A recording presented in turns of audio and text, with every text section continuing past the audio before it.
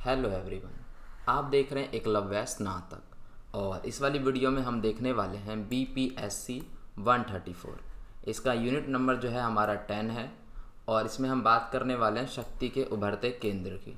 ठीक है दोस्तों, यहाँ पर देखते हैं परिचय। इसमें हम समझेंगे कि इस टॉपिक में हम किस टॉपिक के ऊपर बात करने वाले, इस यूनिट में कौन कौन से टॉपिक है जो हमारे लिए इम्पोर्टेंट है और वो सारी जो बातें हैं वो इसमें हम करने वाले हैं। देखिए, जो यथार्थवादी थे, ठीक है, जो यथार्थवादी थे, जो इस विचारधारा को मानते थे, उनका विचार क्या है? उनका विचार ये है कि अंतर्राष्ट्रीय संबंधों में एक राष्ट्र का प्रथम उद्देश्य ये है। इनका मानना ये है कि एक जो राष्ट्र है उसका पहला उद्देश्य ये होना चाहिए कि वो शक्ति हासिल करे। ठीक है, यानी वो शक्ति हासिल करे, वो ताकतवर हो जाए और इतना ताकतवर हो जाए कि वो दूसरे राष्ट्र के कार्य को भी प्रभावित कर सके। तो ये जो विचार है ये है यथार्थवादियों का। ठीक है, उसके बाद इसी प्रकार एक क्षेत्रीय शक्ति भी है। ठीक है, क्षेत्रीय शक्ति में क्या है? क्षेत्रीय शक्ति वह शक्ति है जो अपनी समस्त शक्ति, यानी कि वो अपनी पूरी शक्ति का इस्तेमाल करके अपनी क्षमताओं के आधार पर क्या कर सके? क्षेत्रीय शांति बना सके और स्थिरता का काम जो है वो कर सके। यानी आप समझ रहे हैं, यहाँ पर हमने दो चीज़ की बात की है। एक की है यथार्थवादियों के विचार की, जो ये कह रहे हैं कि एक राष्ट्र का प्रथम उद्देश्य होता है ताकतवर बनना, इतना ताकतवर बनना कि दूसरे राष्ट्र के कार्य को भी प्रभावित कर सके। और दूसरे हमने बात की है क्षेत्रीय शक्ति की। इसमें कह रहे हैं कि ये अपनी पूरी शक्ति का इस्तेमाल करके और पूरी क्षमता का इस्तेमाल करके ये कम से कम क्षेत्रीय शांति और स्थिरता को कायम कर सके। ठीक है, तो ये वाली बात है। यहाँ पर आगे देखिए, इस अध्याय में हम जो है अभी यहाँ पर बात करेंगे अंतर्राष्ट्रीय संबंधों में शक्ति की विभिन्न परिभाषाएं, अलग अलग परिभाषाएं। प्लस में क्या है, हम बात करेंगे शक्ति के प्रकार, फिर हम देखेंगे शक्ति के बढ़ते केंद्र की विशेषताएं, और इन सभी चीज़ों के ऊपर में जो हम यहाँ पर अध्ययन करने वाले हैं। यहाँ पर देखिए, इसमें हम बात करने वाले हैं अंतर्राष्ट्रीय संबंधों में शक्ति की अवधारणा। यहाँ देखिए, इसमें क्या है, मोरगेंदू का कहना है कि जो सभी देश शक्ति प्राप्त करने के लिए एक दूसरे देश के साथ अपना संबंध स्थापित कर रहे हैं। पुराने समय में क्या होता था दोस्तों, जैसा कि आपको पता होगा कि पुराने समय में एक राज्य है और एक दूसरा राज्य है, तो इन दोनों राज्य अपना जो है शक्ति कैसे स्थापित करते थे? आपस में संबंध बनाते थे। ठीक है, संबंध बनाने के लिए क्या करते थे, जैसे इस राज्य का जो राजा है, इसके बेटे की शादी इस राज्य के राजा की बेटी के साथ करवा देते थे। यानी कि यहाँ पर जो है विवाह जो है उस समय संबंध स्थापित करने का एक तरीका था। तो वैसे ही अभी के समय में शक्ति स्थापित करने का तरीका है संबंध। ठीक है, अगर यहाँ पर क्या शक्ति प्राप्त करनी है, अपनी शक्ति बढ़ानी है, तो दूसरे बंदों के साथ, यहाँ पर दूसरे देश के साथ संबंध स्थापित होने चाहिए। ठीक है, और यहाँ पर देखिए, शक्ति की इच्छा दूसरे देशों के साथ संबंधों में और अंतर्राष्ट्रीय संबंधों में जुड़ने के लिए यहाँ पर जो देशों की इच्छा है। ठीक है, तो यहाँ पर जो लोग हैं वो अपनी शक्ति बढ़ाने के लिए क्या कर रहे हैं, दूसरे देशों के साथ जो है अपने संबंध स्थापित कर रहे हैं। उससे क्या होगा, जितने अच्छे संबंध होंगे उनका जो व्यापार है वो भी उतना अच्छा होगा। ठीक है, तो ये सारी जो बातें हैं यहाँ पर हो रही है। आगे देखिए, रॉबर्ट सैम्पियन का कहना है कि राज्य संबंधों में प्रवेश कर रहे हैं, यानी कि राज्य क्या कर रहे हैं, एक राज्य दूसरे राज्य से संबंध स्थापित कर रहे हैं और अपने हितों को आगे बढ़ा रहे हैं। लोग जो है यहाँ पर संबंध स्थापित क्यों करते हैं? क्योंकि वो अपने फ़ायदा देखते हैं, अपनी हितों को बढ़ाते हैं और उसके लिए वो अपनी संरचना बनाते हैं। जैसे मान के चलो कि कोई ऐसा देश है जिसका नाम है A और इसको जो है तेल की आवश्यकता ज़्यादा है। ठीक है, तो वो क्या है, वो ऐसे देश से अपनी संबंध स्थापित करेगा जिसके पास तेल का भंडार हो और इसको पानी की ज़रूरत है, तो इसको इससे पानी मिल जाए। जस्ट मैंने आपको एग्जांपल समझाया कि अपने हित को यहाँ पर देख रहे हैं संबंध स्थापित करने के लिए, और जैसे जैसे उनके हित बदलते जाते हैं, अगर उनका जो हित है, जो वो चाह रहे थे, अगर वो बदलता जाता है, तो ज़्यादा लाभ और फ़ायदा उठाने के लिए वो क्या करते हैं, अलग यहाँ पर क्या है, वितरण प्राप्त करने के लिए व्यवस्था को भी बदल देते हैं। ठीक है, तो हो सकता है कि जो चीज़ उसको चाहिए था वो मिल जाए, तो जो व्यवस्था बनी हुई थी वो बदल जाए। ठीक है, ऐसा भी यहाँ पर पॉसिबल है। अब हम यहाँ पर बात करते हैं शक्ति के प्रकार। ठीक है, शक्ति के प्रकार कठोर और नरम। ठीक है, शक्ति के यहाँ पे दो प्रकार हैं, एक है कठोर और एक है नरम। दोनों की बात करते हैं, दोनों कहाँ कहाँ पर काम आते हैं। देखिए, अंतर्राष्ट्रीय संबंधों में शक्ति दो अलग अलग प्रकार में बांट दी गई है। ठीक है, विभाजित किया गया है। एक है कठोर शक्ति और एक है नरम शक्ति। तो देखिए, कठोर शक्ति का इस्तेमाल होता है सेना वगैरह में। ठीक है, आर्थिक तरीके से इसका उपयोग किया जाता है। जैसे मान के चलो, आप समझ रहे हो कहीं पर शक्ति की ज़रूरत है, ठीक है, और कहीं पे नरम चीज़ की ज़रूरत है। जैसे मान के चलो सेना बनानी है, सेना से अगर हम रिलेटेड बात करें तो वहाँ वो कठोर नीति का पालन करना ज़रूरी है। ठीक है, और अगर मान के चलो कहीं पर व्यापार करना है, ठीक है, अपने देश की अर्थव्यवस्था को क्या करना है, दूसरे देश की अर्थव्यवस्था के लिए खोल देना है, या दोनों के बीच में किसी चीज़ को लेकर व्यापार होने वाला है जिससे क्या है कि पूंजी का निवेश होगा, तो वहाँ पर जो चीज़ें हैं वो नरम कर दी जाएंगी। तो ये सारी जो चीज़ें हैं यहाँ पर देखिए, कठोर शक्ति सैन्य और आर्थिक तरीके से उपयोग के लिए लिया जाता है। और ये देखिए, जो कठोर तरीका होता है उसका जो परिणाम होता है वो तुरंत निकलता है, तत्काल निकलता है। और जो नरम होता है वो धीरे धीरे काम करता है, तो उसका जो परिणाम है वो बाद में भी निकल सकता है। ठीक है, यहाँ पर देखिए नरम शक्ति में क्या होगा। नरम शक्ति कठोर शक्ति के बिल्कुल विपरीत है। एक नरम शक्ति का उदाहरण हमारा भारत भी है। ठीक है, जो कि अपने ऐतिहासिक और सांस्कृतिक प्रवासियों के माध्यम से क्या करता है, दूसरे देश की नीतियों को, उनकी मान्यताओं को प्रभावित करने की क्षमता रखता है। ठीक है, तो ये सारी जो चीज़ें होती है यहाँ पर हमने ये समझ ली।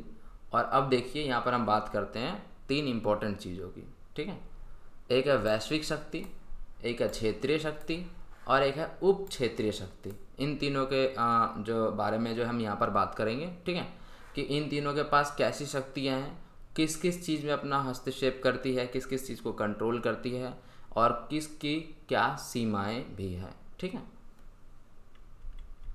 यहाँ पर समझिए, वैश्विक शक्ति के जैसे नाम से ही पता चल रहा है विश्व लेवल पर। ठीक है, तो जो शक्ति वैश्विक स्तर पर दूसरों पर अपना प्रभाव डालती है, यानी एक देश क्या है दूसरे देश पर अपना प्रभाव डाल सकता है, दूसरे लोगों द्वारा इसे वैश्विक शक्ति कहा जाता है। ठीक है, एक महान शक्ति के पास, यानी जो शक्ति महान है, महान शक्ति के पास कठोर एवं नरम दोनों शक्तियाँ होती हैं।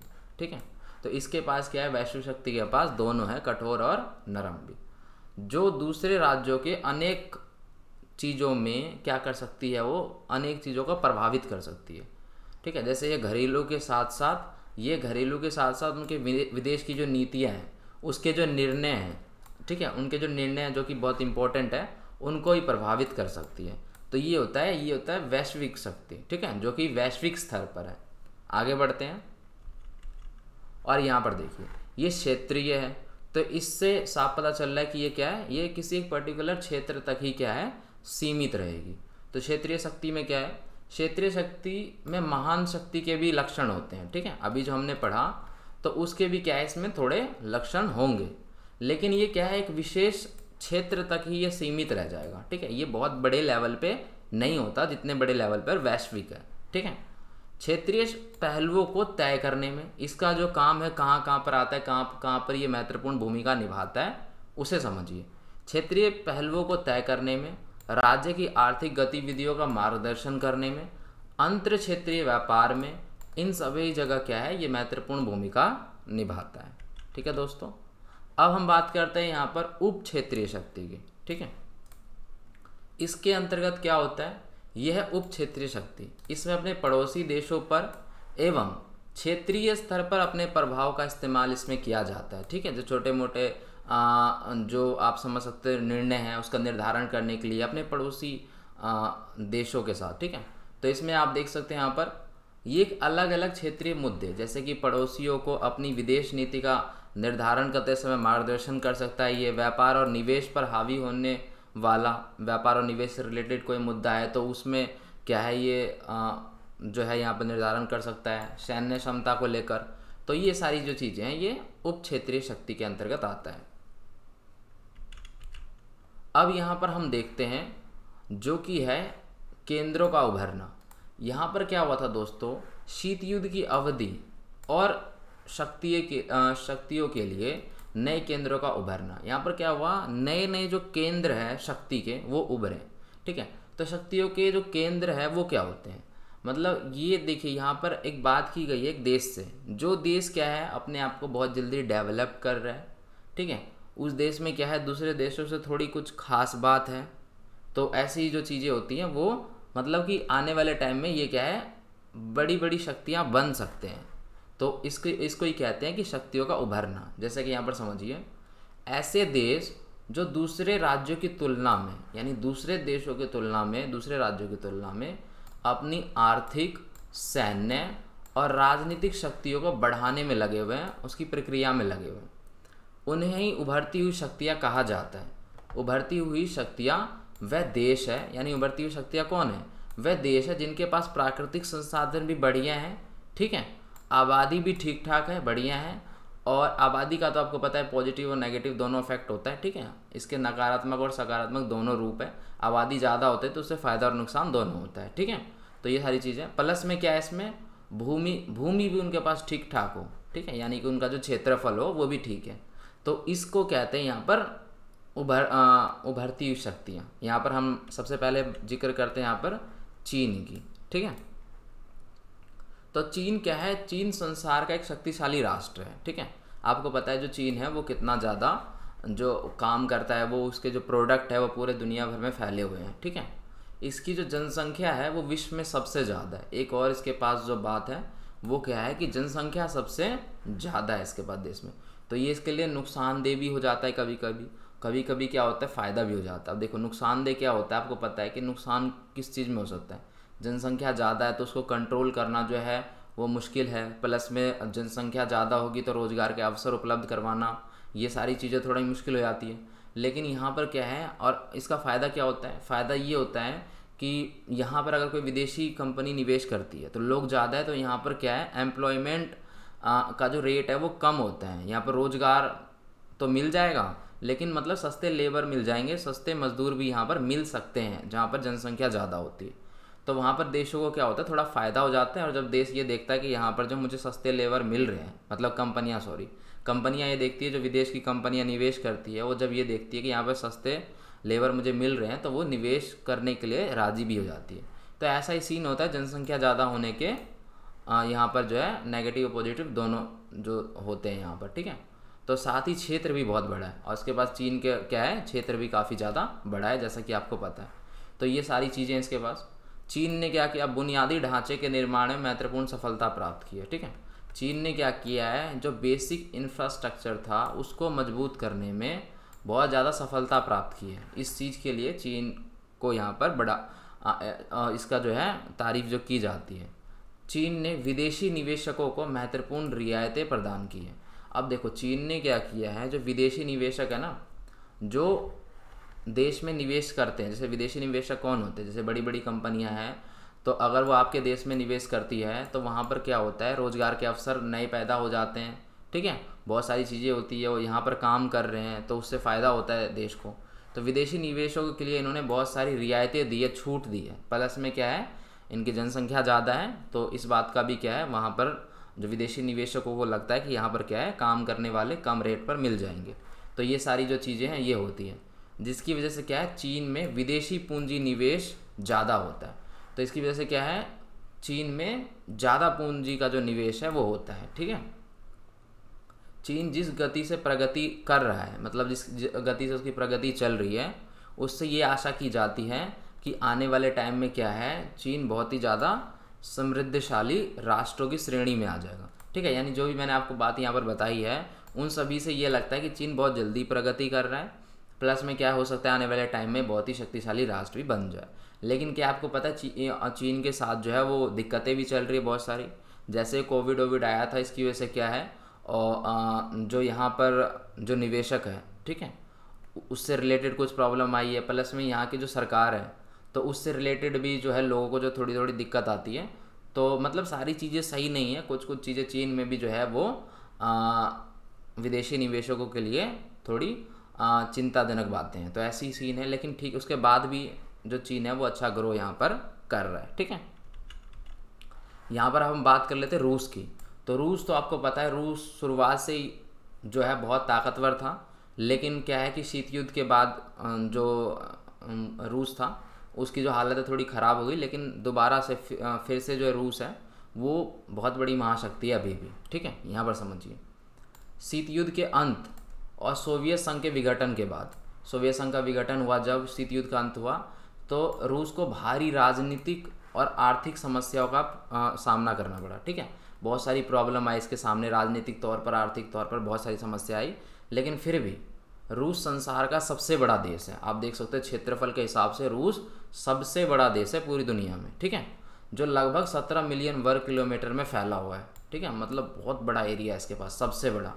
और रूस जो है प्राकृतिक संसाधनों के मामले में भी समृद्ध है। ठीक है, यानी प्राकृतिक संसाधन की अगर बात करोगे तो उसकी भी कमी नहीं है रूस के पास, मस्त है इसके पास जुगाड़। ठीक है, रूस के पास क्या है, विश्व की सबसे ताकतवर सेना भी है और परमाणु हथियार में भी पीछे नहीं है, परमाणु हथियार भी मस्त है इसके पास। ठीक है, अगर हम बात करें यहाँ पर, तो संयुक्त राज्य अमेरिका के बाद रूस जो है हथियारों का सबसे बड़ा निर्यातक है।